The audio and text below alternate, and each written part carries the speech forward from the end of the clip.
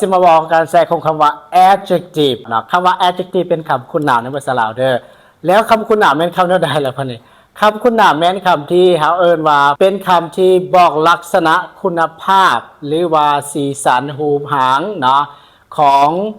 คำแทนนามหรือว่าคำนามเนาะอันนี้คือการใช้ของคำว่า adjective หรือว่าคำคุณนามเนาะแล้วคำว่า adjective มันเฮ็ดหน้าที่จังได๋เฮ็ดหน้าที่ก็คืออธิบายของคำนามหรือว่าคำแทนนามเด้อมันจะอยู่ก่อนคำนามหรือว่าหลังคำแทนนามเนาะหรือว่าหลังคำนามได้เนาะเฮาเบิ่งตัวอย่างประโยคนำกัน I am a tall person I am a tall person นะ tall นี่เป็น adjective มันจะอยู่ก่อนคำนามแปลว่าคอยเป็นคนสูงนะวันอธิบายของคำว่า person นี้นะและวันนี้ My cat has a long tail My cat has a long tail long นี่เป็น adjective มันอธิบายคำว่า tail tail แปลว่าหางนะแปลว่าแมวของข้อยมีหางยาวนะและวันนี้ We live in a big and a modern city นะ We live in a big and a modern city แล้วคำว่า big หรือว่า modern นี่มันอธิบายคำว่า city นะแปลว่าพวกเราอาศัยอยู่ในเมืองทันสมัยและเมืองใหญ่นะเมืองใหญ่และทันสมัยมันอธิบายคำว่า city เนี่ยมันจะอยู่ก่อนนามและบัดนี้ I bought an expensive house เนี่ย expensive นี่แปลว่าราคาแพง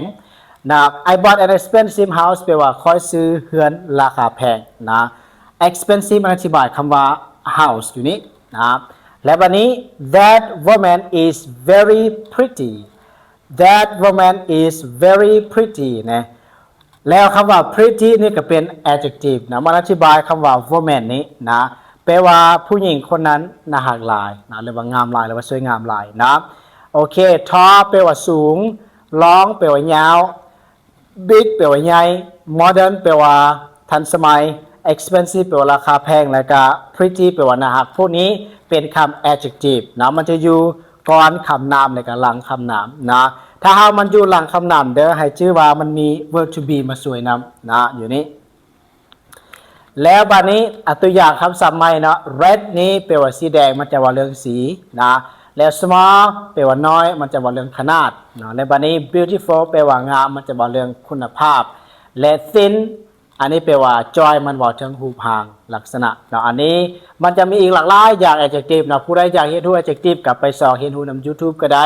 หรือว่าในเว็บไซต์ก็ได้นะมันมีหลายคนที่ว่าเฮ็ดอยู่เนาะคอนเทนต์เกี่ยวกับ adjective อันนี้คืออาจารย์อธิบายวิธีของการนำใส่ของมันหวังว่าทุกคนจะเข้าใจและก็นำใส่ได้เป็นถ้าว่าบ่เข้าใจหยังแล้วแม่นคอมเมนต์สอบถามได้เนาะแล้วก็ผู้ใดยังบ่ได้ติดตามแล้วแม่นกดติดตามไว้นะโอเคสำหรับทุกคนที่ว่าอยากเรียนภาษาอังกฤษออนไลน์นะอาจารย์ตอนนี้กำลังสมัครเป็นห้องกลางเด้อจะเรียนวันจันทร์วันศุกร์เวลา 8:00 น. ตอนแรงเนาะค่าเรียนแม่น 950,000 กีบต่อเทอมเรียน3เดือนจะเน้นทักษะการเว้าทักษะการอ่านทักษะการเขียนทักษะการแปลและก็ทักษะการฟังและเน้นไวยากรณ์พร้อมการสร้างประโยคพร้อมที่ว่าในเทอมนี้เฮาจะเรียนทุกอย่างที่ทุกคนต้องการละแม่นและจะเน้นต่างในปึ้มและก็นอกปึ้มเนาะนอกปึ้มนำเนาะแล้วก็ทุกคนสามารถได้ตามเป้าหมายของตัวเองเนาะอย่าเรียนใดอย่าเว้าใดเรียนมาสมัครด่วนโอเคเข้าใจ